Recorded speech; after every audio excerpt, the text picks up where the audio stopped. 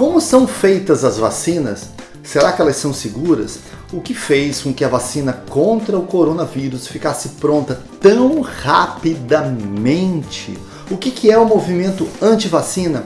E o principal, qual a relação que existe entre as vacinas e a longevidade?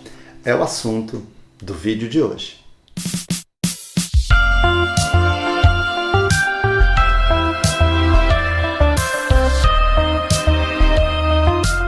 Um dos mais notáveis avanços que a humanidade obteve no último século foi no campo da longevidade. E isso a gente deve muito ao avanço da medicina e, sobretudo, ao desenvolvimento das vacinas. A gente costuma associar a longevidade com viver vidas cada vez mais longas, viver 60, 70, 80, 90 anos de idade.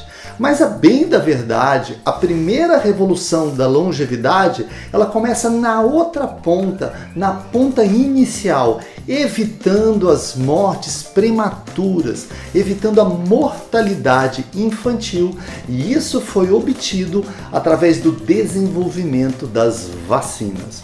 No passado, era muito comum que as mulheres tivessem 6, 8, 10 filhos, mas poucas delas tinham o privilégio de ver todos esses filhos crescerem, porque a mortalidade infantil era muito alta e normalmente associada a essas doenças que a vacinação fez desaparecer, como varíola, pólio, cachumba, ou seja, todas essas doenças em que os processos de vacinação acabaram de alguma forma diminuindo ou erradicando. Tem um episódio que aconteceu comigo e com a minha esposa há uns anos atrás. Uma cliente da minha esposa foi no escritório dela e tinha um porta-retrato da gente com o nosso primeiro filho. E ela perguntou, é filho de vocês? A gente falou, legal, é filho. Ela falou, vocês só têm esse? A gente falou, sim, a gente só tem esse. Ela falou, e quando viram os outros filhos? A gente falou, não sabe, acabou de ter esse, talvez a gente tenha mais um filho, um segundo filho e pare. Como de fato aconteceu, a gente tem 2 filhos, né? E ela falou, só vão ter 2 filhos? Que absurdo! Aí ela falou uma frase que eu fiquei chocado, que era assim, pensa bem, quem tem 2 tem 1, quem tem 1 não tem nenhum. Inicialmente eu não entendi muito bem o que ela quis dizer, aí depois eu falei, que coisa de mau agouro, acho que ela está querendo dizer assim, se eu tenho 2 filhos, morre um, sobra um, se eu tenho um e morre esse filho, não sobra nenhum. Não é? Mas depois tentando entender melhor, sobretudo a idade dela, ou do tempo que ela viveu, ela é de uma época em que era muito difícil, né? Uma parte dos filhos as mães perdiam, e perdiam para essas doenças comuns, doenças típicas da infância, que a vacinação de alguma forma acabou erradicando. Então dá para compreender a preocupação dela, ou seja, foi o processo de vacinação que acabou erradicando muitas dessas doenças que ceifavam a vida de crianças ainda no estágio inicial da vida. Aliás, o processo de vacinação fez com que não apenas as crianças superassem essas questões de saúde pública, mas sobretudo que elas superassem os próprios pais na altura. Se você observar bem, as gerações atuais, elas tendem a ser mais altas, né? Ter uma altura maior do que os seus pais ou dos seus avós, por exemplo. Isso se deve ao processo de vacinação também. Por quê? Porque o organismo na fase de crescimento não teve que despender uma quantidade tão brutal de energia, tendo que combater doenças agressivas como sarampo, rubéola, varíola, enfim, essas doenças que o processo de vacinação acabou dizimando. E como o organismo não teve que gastar tanta energia combatendo essas doenças super agressivas e mortais, ele acabou podendo alocar sua energia para um adequado processo de crescimento corporal. As vacinas são consideradas pelos cientistas como a mais moderna e eficaz ferramentas para combater esses problemas de saúde pública. Elas evitam sofrimento, elas evitam doenças, evitam hospitalizações, evitam milhares ou milhões de mortes e evitam gastos para governos e para a sociedade também. Elas são consideradas, sem dúvida, uma das maiores responsáveis pelos avanços que a gente teve em termos de longevidade no mundo.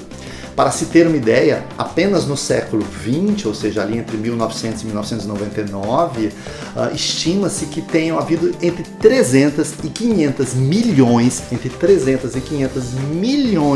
de mortes associadas à varíola apenas no século XX. O sarampo, até 1963, ele atingia em média 135 milhões de pessoas por ano no mundo. Eu tive sarampo, por exemplo. A Organização Mundial de Saúde calcula que 2,5 milhões de mortes são evitadas anualmente por conta das vacinas. E esse número poderia ser de 4 milhões de pessoas salvas por ano se os programas de vacinação pudessem ser ampliados para outras regiões do globo, sobretudo no mundo subdesenvolvido também. É melhor prevenir do que remediar, esse é o ditado que todo mundo já ouviu milhares de vezes e ele se aplica com perfeição à vacina. É melhor a gente prevenir que alguma doença contagiosa ocorra antes que a gente tenha que hospitalizar e remediar, sendo que para muitas doenças ainda não existe remédio. E como funcionam as vacinas? O princípio básico de funcionamento das vacinas é a introdução no nosso organismo de uma versão reduzida, fragmentada, enfraquecida ou inativada do próprio vírus.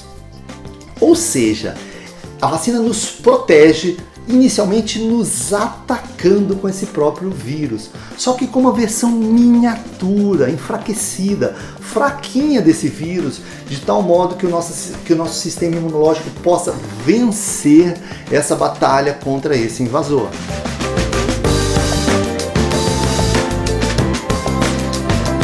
O mais importante é que, além de vencer essa miniatura, essa versão inicial enfraquecida de vírus, ele passa a compreender como funciona esse inimigo e catalogar esse corpo estranho numa espécie de catálogo de inimigos, para quando no futuro, se ele vier a ser atacado por uma versão real e perigosa desse vírus, ele já tem os anticorpos, ele já saiba como lidar com esse inimigo. Ou seja, a vacina cria uma espécie de memória imunológica. Ela coloca lá um catálogo, uma lista negra de inimigos, e quando ela detecta que o organismo acabou de ser infectado, ela não perde tanto tempo tendo que entender isso, ele já está ali e ela ataca esse inimigo porque ela já conhece esse inimigo. Essa memória imunológica pode ser de curto prazo ou pode ser uma memória imunológica de longo prazo. É por isso que existem vacinas em que basta você tomar uma dose e você está protegido para sempre, como é o caso da polio. Existem vacinas que você precisa ficar tomando toda hora, anualmente, como é o caso do vírus influenza, da gripe, como é o vírus que sofre mutação muito rápida. Todo ano a gente precisa se vacinar novamente, porque essa memória imunológica ela não é perene, ou então por conta dos processos de mutação desse vírus. Como surgiram as vacinas? Bom, os processos de imunização eles são relativamente antigos na história da humanidade, ainda que num caráter muito rudimentar, Os primeiros achados históricos indicam que já existiam processos de tentativa de imunização 1000 anos atrás, lá pelo século X, na China, que depois acabou sendo expandido para a Turquia, para a Índia, depois chegando na Europa, mas basicamente na China, que consistia, no caso da varíola, em pegar as cascas da ferida de alguém que tinha sido infectado pela varíola, esfarelar essa casca de ferida, era um bocado bizarro, e soprar esse pozinho da casca de ferida nas narinas de alguma pessoa que eles queriam imunizar. Apesar desse método soar bastante estranho, bizarro até, se a gente for analisar, ele já continha os rudimentos das técnicas futuras de vacinação, que é fazer a pessoa saudável travar um contato inicial, antecipado, com uma versão enfraquecida daquele vírus. Oficialmente, o inventor, o pai das vacinas, foi Edward Jenner, em 1796, quando ele observou e descobriu que as pessoas que pegavam a chamada varíola bovina, que era um tipo menos comum e menos letal de varíola, derivada dos bovinos, das vacas, né? Essas pessoas depois acabavam ficando meio que imunes à varíola convencional. Para testar a hipótese dele, o que ele fez? Ele pegou uma criança de 8 anos de idade, pegou um garoto, um menino, e injetou nesse menino saudável, né, um composto da varíola bovina. O que aconteceu? O menino pegou a varíola bovina, ficou doente, ficou febril, mas como ela não tinha tanta letalidade, depois de algum tempo o menino se recuperou e ficou saudável. Depois de um tempo que o menino estava saudável, ele pegou e injetou no menino a varíola convencional. E para surpresa de todo mundo, nem tanto dele, o menino estava imune, o menino não pegou a varíola convencional. E daí que surgiram, de uma maneira ainda um pouco rudimentar, as famosas técnicas de vacinação. Aliás, o termo vacinação surgiu desse procedimento, né? O Jenner sugeriu esse termo vaccination em alusão ao princípio ativo da vacina, que era obtido das vacas. No latim, vaca, né? Foi daí que ele sugeriu vaccination, do termo latino vaca. Bom, essa foi uma descoberta incrível, ainda que um pouco rudimentar, mas que abriu o caminho para o aperfeiçoamento das técnicas de vacinação, que acabou ganhando um avanço muito maior ainda pelas mãos de Louis Pasteur, né, em 1885, né, que era a técnica do vírus inativado, que vigoram até hoje. As vacinas são uma das grandes conquistas da humanidade, salvam e salvarão centenas de milhões de vidas e são responsáveis por muitos dos avanços que a gente tem na medicina, na qualidade de vida e na longevidade. Foi por conta das vacinas que a gente pôde ver erradicadas ou no mínimo atenuadas doenças que ceifavam a vida de milhões de pessoas e crianças, como sarampo, rubéola, malária, febre amarela, varíola, não é? E que hoje estão controladas ou erradicadas. Ou doenças horrorosas, como por exemplo a poliomielite, que causava a paralisia infantil e que hoje são controladas justamente por conta do advento bem-sucedido das vacinas. Mas nenhum avanço científico é feito apenas de vitórias. A ciência busca a perfeição, a ciência busca obsessivamente os 100% de eficácia, mas isso raramente é obtido. O erro é uma parte quase inevitável do processo científico. Você compra um carro novinho que acabou de sair da fábrica, esse carro foi projetado pelos melhores engenheiros, ele foi checado pelos mais modernos sistemas de qualidade.